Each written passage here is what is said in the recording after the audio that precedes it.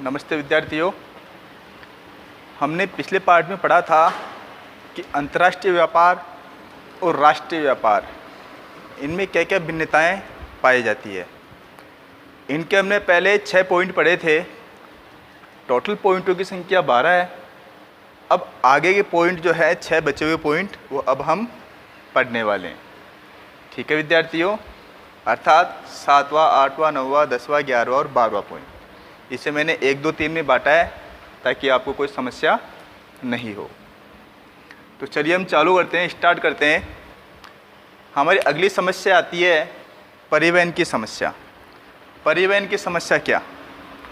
जब हम एक ही देश में व्यापार करते हैं या एक ही राज्य में व्यापार करते हैं या एक ही डिस्ट्रिक्ट में व्यापार करते हैं, तो इस प्रकार से एक जो राष्ट्र होगा वो किसी न किसी परिवहन के माध्यम से जुड़ा हुआ होगा, जिसमें ज़्यादा समस्याओं का सामना नहीं करना पड़ता है। रोड के माध्यम से जुड़ा हुआ होता है। अधिकतर रोड का उपयोग, सड़क का उपयोग अधिक किया जाता है, उसके माध्यम से जुड़ा हुआ होता है। तो इस दृष्टि से परिवहन की समस्या काफ़ी ज़्यादा नहीं आती है। परंतु अगर हम अंतर्राष्ट्रीय स्तर पर व्यापार कर रहे हैं तो परिवहन की समस्या हमारे सामने उभर कर आती है, क्योंकि जब एक देश की कोई वस्तु या सामग्री है दूसरे देश में भेजनी है तो हमारे पास अगर रोड के साधन अगर उपलब्ध नहीं है तो हमें जल मार्ग या वायु मार्ग से ही उस सामग्री को भेजनी पड़ती है ताकि हम अपना व्यापार उस जगह कर सकें। तो देखा जाए तो यह राष्ट्रीय स्तर और अंतर्राष्ट्रीय स्तर पर व्यापार की दृष्टि से देखा जाए तो परिवहन में भी काफ़ी अंतर देखने को मिलता है। इस परिवहन के कारण ही वस्तु लेट पहुंच पाती है, जिससे हमारे व्यापारिक की जो स्थिति है, हमारी व्यापार की स्थिति है, इस पर भी काफ़ी फर्क पड़ता है। अगला विद्यार्थियों, भौगोलिक दूरी। ये इतना विशेष बिंदु तो नहीं है। भौगोलिक दूरी अर्थात इस पॉइंट के कहने का मतलब यह है कि भौगोलिक दूरी अत्यधिक होने के कारण भी हम अपना व्यापार जो है, अंतर्राष्ट्रीय स्तर का व्यापार जो है, वो सही सुचारू रूप से नहीं कर पाते। परंतु ऐसा विशेष नहीं है, क्योंकि बात करें पंजाब की और पाकिस्तान की, अरुणाचल प्रदेश और चाइना की, अगर इनकी भौगोलिक दूरी देखी जाए, या भारत की या श्रीलंका की, तो इनकी भौगोलिक दूरी जो है काफ़ी कम है। एक सीमा को पार करोगे तो अंतर्राष्ट्रीय व्यापार ही कहलाएगा, लेकिन भौगोलिक दूरी देखी जाए तो काफ़ी कम दूरी है जो भौगोलिक दूरी के नाम से जानी जाती है। लेकिन अगर एक राष्ट्र के अंदर एक व्यक्ति जो है अन्य कन्याकुमारी से लेकर जम्मू कश्मीर कोई वस्तु बेचना चाह रहा है, तो ये भौगोलिक दूरी पंजाब, पाकिस्तान, साउथ में जो हमारा है, और भारत और श्रीलंका, इनके मध्य की दूरी से काफ़ी अधिक हो जाती है। तो इस प्रकार से अंतर्राष्ट्रीय व्यापार की दृष्टि से और राष्ट्रीय व्यापार की दृष्टि से भौगोलिक दूरी भी देखने को मिलती है। अगला पॉइंट है हमारा व्यापार एवं विनिमय नियंत्रण। हमने पहले वाले टॉपिक में पढ़ा था कि प्रत्येक देश जो है उनकी व्यापारिक नीतियां अलग होती है, विनिमय दर अलग होती है, कर प्रणालियां अलग होती है, प्रबंध नियंत्रण अलग होता है। तो हर प्रकार से राजनीतिक स्थितियां अलग होती है, तो वहाँ का रहन सहन, खान पान सब अलग होता है। तो इस प्रकार से व्यापारिक विनिमय नियंत्रण, तो प्रत्येक देश ये चाहता है कि हमारे देश को बाहर से आने वाली वस्तुओं से अत्यधिक लाभ मिले, अर्थात उनका अधिक से अधिक आर्थिक कल्याण हो या शारीरिक कल्याण हो, उनका मानसिक कल्याण हो। वो कम पैसे के अंदर अधिक से अधिक कल्याण चाहती है और विभिन्न आवश्यकताओं की पूर्ति भी चाहती है। तो वो अपने हिसाब से इंटरनेशनल लेवल के जो ट्रेडिंग है वो अपने नियम बनाती है, जिससे वहाँ के व्यक्तियों को अधिक से अधिक सहायता मिल सके, उनका कल्याण अधिक से अधिक हो सके। तो ऐसी स्थिति के अंदर भारत के लिए, या भारत कहीं व्यापार करना चाहता है, उन्होंने अपनी व्यापारिक नियम कुछ ऐसे बना रखे हैं जो वहाँ के व्यक्तियों के लिए ज़्यादा कल्याणकारी हो। तो ऐसा पॉसिबल या ऐसा कोई ज़रूरी नहीं है कि वो कोई नियम कानून भारत के लिए भी सही हो सकता है भारत के व्यापार पे वो प्रतिकूल प्रभाव डाले। तो ऐसी स्थिति के अंदर ये भिन्नता देखने को मिलती है कि व्यापार और विनिमय पर नियंत्रण रखना होता है। वो अपने विनिमय पर नियंत्रण रखती है ताकि वहाँ के लोगों को ज़्यादा से ज़्यादा अपनी आवश्यकताओं की संतुष्टि प्राप्त हो सके। नेक्स्ट हमारा अंतर्राष्ट्रीय मौद्रिक सहयोग की भिन्नता। अब एक देश जब दूसरे देश से व्यापार करता है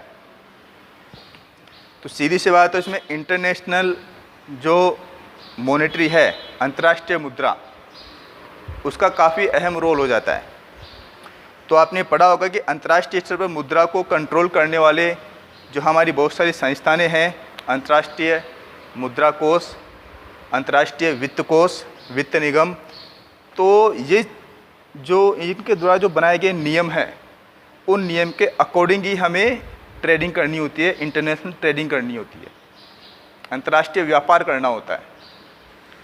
तो यहाँ भारत की कुछ अलग नियम और कानून होंगे, उस देश के कुछ अलग नियम और कानून होंगे। तो इस प्रकार से हम व्यापार करते हैं। तो भारत की अगर एक सीमा में रहकर व्यापार करते हैं तो किसी प्रकार की कोई समस्या कानून का सामना नहीं करना पड़ता, जो कि अंतर्राष्ट्रीय व्यापार में हमें करना पड़ता है।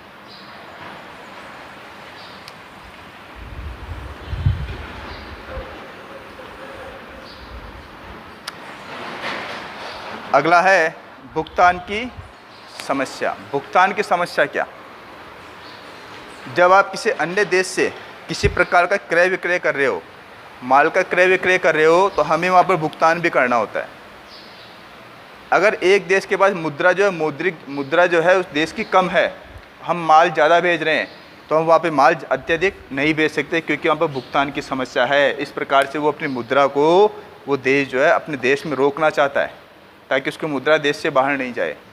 मान लो कि एक देश के अंदर 50 लाख रुपए की सामग्री की आवश्यकता है, लेकिन वहाँ की जो राजनीतिक या वहाँ का जो वित्त निगम जो है, वहाँ का जो कानून है, वो कहता है कि आप 25 लाख से ज़्यादा की सामग्री आप पेमेंट नहीं कर सकते। तो ऐसी स्थिति में हम वहाँ पर 25 लाख का माल ही भेज पाएंगे, 50 लाख का माल हम नहीं भेज पाएंगे, क्योंकि हमें वहाँ पर वो जो देश हमें 25 लाख तक का ही भुगतान कर सकता है, 50 लाख का भुगतान नहीं कर सकता। और कई प्रकार की समस्या तो ऐसी आ जाती है कि हमारे पास मुद्रा नहीं होती। विदेशी मुद्रा भुगतान करने के लिए अगर हम कहीं से वस्तुओं का आयात करते हैं या निर्यात करते हैं तो काफ़ी सारे नियमों की पालना करनी होती है।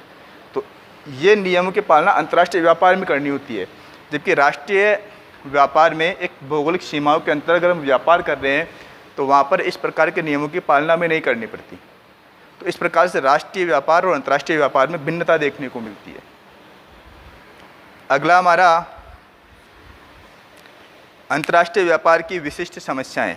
अंतर्राष्ट्रीय व्यापार में हमने अभी तक जो 11 पॉइंट पढ़े हैं, इसके अलावा अन्य बहुत सारी भिन्नताएं भी हमें देखने को मिलती है। कौन सी भिन्नता होती है, हम एक बार इस तरफ देखते हैं। प्राकृतिक समस्याएं हो जाती है, अर्थात कुछ ऐसी वस्तुएं जो भारत के अंदर बहुत समय तक टिकी रह सकती है, वो अन्यत्र स्थान पर बहुत जल्दी ख़राब भी हो सकती है। तो ऐसी स्थिति में ये चीज़ें जो होती है, भारत और अंतर्राष्ट्रीय स्तर पर व्यापार की दृष्टि से काफ़ी भिन्नता देखने को मिलती है हमें। कई प्रकार की व्यवहारिक समस्याएं भी होती है कि हम जो वस्तु वहाँ पर विक्रय कर रहे हैं तो व्यवहार में वो वस्तु वहाँ के लोगों को कितनी पसंद आती है, वो कितना उसे व्यवहारिक रूप से अपनाते हैं। एक वस्तु वो होती है जो हम मजबूरी से अपनानी होती है, और एक वस्तु वो होती है जो हम व्यवहारिक रूप से अपनाते हैं, हमें वो वस्तु पसंद आती है। लेकिन भारत की अगर बात करें तो वहाँ पर उसी वस्तु का उत्पादन होता है, तो वहाँ पर ज़्यादा इन समस्याओं का सामना नहीं करना पड़ता। वहाँ के व्यक्तियों का उस वस्तु के प्रति व्यवहार कैसा है, उस देश के प्रति व्यवहार कैसा है, ये अंतर्राष्ट्रीय व्यापार इसलिए राष्ट्रीय व्यापार से अलग होता है। भिन्नता हमें देखने को मिलती है। अनुकूलता की समस्या। अनुकूलता की समस्या देखिए, हमने पढ़ा है कि प्रत्येक जो देश है लगभग हम देखते हैं तो उनमें कुछ ना कुछ प्राकृतिक भिन्नता पाई जाती है, अनुकूलता की भिन्नता पाई जाती है। जो वस्तुएं हमारे यहाँ पर उत्पादित होती है, वो कि वो वस्तुएं अन्य देश में उत्पादित हो, ऐसा पॉसिबल नहीं है। तो वहाँ का प्राकृतिक वातावरण कैसा है, वो किस प्रकार की वस्तुओं का उत्पादन कर सकते हैं, वो देश के लिए हम जो वस्तुएं वहाँ भेज रहे हैं वो उनके देश के लिए कितनी अनुकूल है, वो किस प्रकार से अपने व्यापार को बढ़ा सके, किस प्रकार से अपने वहाँ रह रहे व्यक्तियों के कल्याण के लिए अनुकूल है। ये सारी चीज़ें भी अंतर्राष्ट्रीय व्यापार और राष्ट्रीय व्यापार को दोनों को भिन्न करता है, अलग अलग करता है।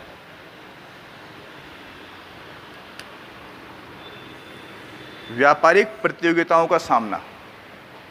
प्रतियोगी की बात करें तो देश के अंतर भी काफ़ी प्रतियोगिताएं रहती है और अंतर्राष्ट्रीय स्तर पर भी काफ़ी प्रतियोगिताएं पाई जाती है, परंतु देश के अंदर जो प्रतियोगिताएं होती है वो लगभग समान प्रकार की प्रतीत होती है।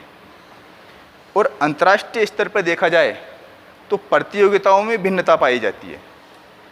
वहाँ का रहन सहन, खान पान, वहाँ के एडवर्टाइजमेंट कंपनीज है, उनके नियम इत्यादि अंतर्राष्ट्रीय व्यापार में हमारी क्या सहायता कर पाता है और किस प्रकार से वो भिन्नता देखने को हमें यहाँ पर मिलती है। तो विद्यार्थियों, हमारे 6 पॉइंट कंप्लीट हो गए हैं। अगला टॉपिक हम बाद में चालू करेंगे। अच्छा है देख। नमस्ते।